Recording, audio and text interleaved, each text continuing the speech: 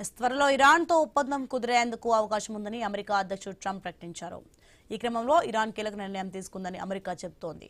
తన వద్ద ఉన్న అత్యంత శుద్ధి చేసిన యురేనియం నిల్వలను వదులుకోవడానికి అంగీకరించిందని అమెరికా అధికారులు వెల్లడించారు. దీంతో యుఎస్, ఇరాన్ మధ్య త్వరలోనే ఒప్పందం కుదిరే అవకాశం ఉందన్నారు. యుద్ధాన్ని ముగించి హర్మూజ్ను తిరిగి తెరవడమే లక్ష్యంగా ఇరు దేశాలు కృషి చేస్తున్నాయని పేర్కొన్నారు.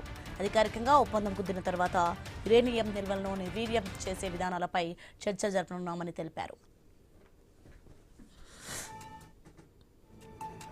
ఇక అంతర్జాతీయ అణుశక్తి సంస్థ నివేదిక ప్రకారం ఇరాన్ వద్ద 60% శుద్ధి చేసిన 440 కిలోల యురేనియం ఉందని అంచనా వేస్తున్నారు.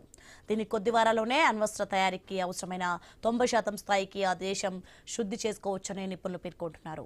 ఆ యురేనియంతో 10కి పైగా అణు వార్ హెడ్లను తయారు చేయవచ్చని తెలిపారు. 60% శుద్ధి చేసిన యురేనియంను బాంబు తయారీకి వాడొచ్చున్నారు.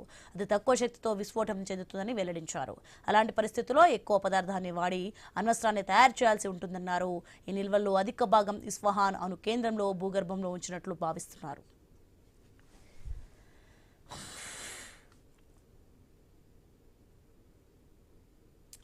అమెరికా, ఇరాన్ మధ్య సయోధ్య కుదిర్చేందుకు ఇరాన్లో పాకిస్తాన్ ఫీల్డ్ మార్షల్ ఆసిమ్ మునీర్ పర్యటించారు.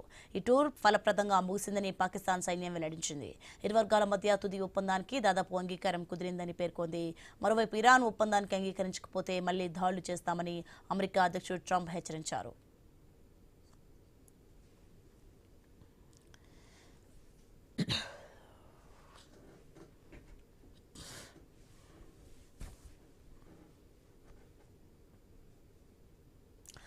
త్వరలో ఇరాన్తో ఒప్పందం కుదిరేందుకు అవకాశం ఉందని అమెరికా అధ్యక్షుడు ట్రంప్ ప్రకటించారు. రైట్గా ఇదే అంశానికి సంబంధించి మనకి వీరశేఖరరావు విశ్లేషకులు ఉన్నారు. నమస్తే అండి శేఖరరావు గారు.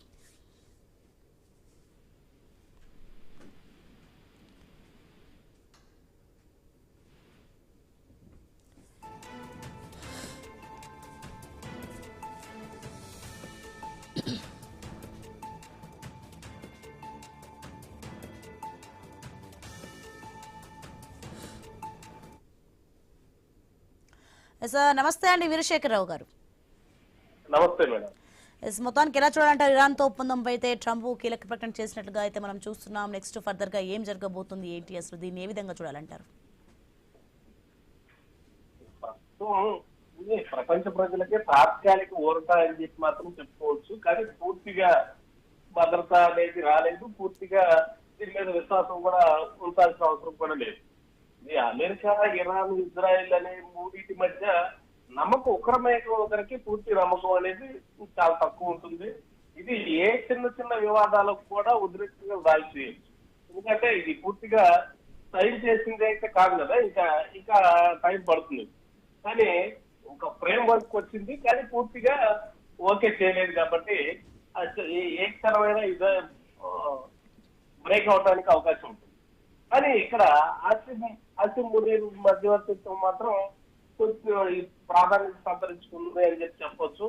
వెంటనే ప్రపంచ యుద్ధం వచ్చే పరిస్థితుల నుంచి తప్పింది.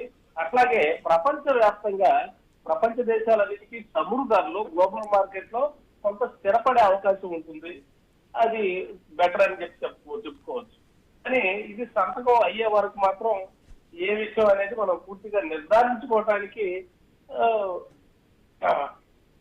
నిర్ధారించే పరిస్థితి లేదు. ఎందుకంటే యురేనియం నిల్వలు, అధిక శుద్ధి చేసిన యురేనియం నిల్వలు 90%, వాటిని ఏం చేస్తారు అనే దాని మీద ఇక్కడ అసలు ప్రశ్న నిలబడి ఉంటుంది. దాన్ని ఎక్కడికైనా తరలిస్తారా, లేకపోతే దాన్ని నిర్వీర్యం చేస్తారా, ఎలాంటిది అనే దాని మీద ఒక పూర్తి స్థాయి ఒప్పందం అయితే రాలేదు. దాన్ని నేను ధృవీకరించలేదు కూడా. ట్రంప్ ఇప్పటికే మేము ఆల్రెడీ ఒప్పుకున్నప్పటికీ కూడా ట్రంప్ ఇది విఫలమైతే అనే మాటలు తరచూ వాడుతానే వచ్చారు. ఇది విఫలమైతే మళ్ళీ యుద్ధాన్ని ప్రకటిస్తామని చెప్పడం అనేది ఇది కొంతవరకు మరి ఎటు వెళ్తుందో అనేది చెప్పలేని పరిస్థితి. మరి నెక్స్ట్ ఫర్దర్ గా అయితే మరి ఇరాన్ అంటే వదులుకోవడానికి ఇరాన్ అంగీకరించిందా? మరి శుద్ధి చేసిన యురేనియం నిల్వలను అంటే నెక్స్ట్ అదే వీళ్ళ నిర్ణయం ఎలా ఉంది? ఓన్లీ అమెరికా మాత్రమే యుద్ధాన్ని ముగిస్తామని చెప్పి అంటుంది. మరి ఇరాన్ దీనిపై చర్చలు ఏం సాగుతుంది? ఇద్దరి మధ్య అదే ఆసిమ్ మునీర్ ఇద్దరి మధ్య సయోధ్య కుదుర్చడానికి ప్రధాన పాత్ర వహించాడు. అది ఇంతవరకు కరెక్ట్. ఇరాన్ కూడా ఒప్పుకున్నట్లే. కాకపోతే దాన్ని ఆ యురేనియం నిల్వల్ని ఎలా నిర్వీర్యం చేస్తారు? హార్మోజ్ మాత్రం వదలడానికి ఒప్పుకున్నట్లు అందరం కనిపిస్తా ఉంది. హార్మోజ్ ప్రపంచ వ్యాప్తంగా ప్రపంచ దేశాల నుంచి ఆల్రెడీ మన దేశంలో కూడా ఎన్నో రకాల ఇబ్బందులు పడుతున్నాం. ధరలు పెరుగుతాయని భయపడాల్సిన పరిస్థితి, సామాన్యులు కూడా అల్లాడిపోయే పరిస్థితి. దీని నుంచి తప్పించుకునే పరిస్థితి ప్రపంచ దేశాలకు కొంత ఊరట లభిస్తుంది అనేది వాస్తవం. కానీ ప్రపంచ దేశాలు భయపడే ఇంకోటి ఏంటంటే అణుయుద్ధం వస్తుందేమో, ఈ యురేనియం నిల్వల్ని ఎలా నిర్వీర్యం చేస్తారు, ముందు ఎలాంటి రాకుండా ఉండడానికి అసలు ప్రధాన కారణం యురేనియం నిల్వలు ఉన్నాయని కదా, వాటిని ఎలా నిర్వీర్యం చేస్తామని ఇరాన్ చెప్పలేదు. అలాగే అడిగే ధైర్యం పాకిస్తాన్ కి లేదు, ఆయన ఇప్పుడు ఆసిమ్ మునీర్కి లేదు. అట్లాగే వీళ్ళు వాళ్ళు దీన్ని చెప్పకుండా ఈ ఇజ్రాయిల్ అమెరికా అనేది పూర్తి స్థాయి ఒప్పందానికి కుదిర్చుకునే అవకాశం లేదు అని చెప్పి మనం చెప్పుకోవచ్చు. రైట్, థ్యాంక్ యూ వీరశేఖరరావు గారు. మరిన్ని అప్డేట్ చేసిన బులెటిన్ ఒక షార్ట్ బ్రేక్ తీసుకుందాం. Stay with us.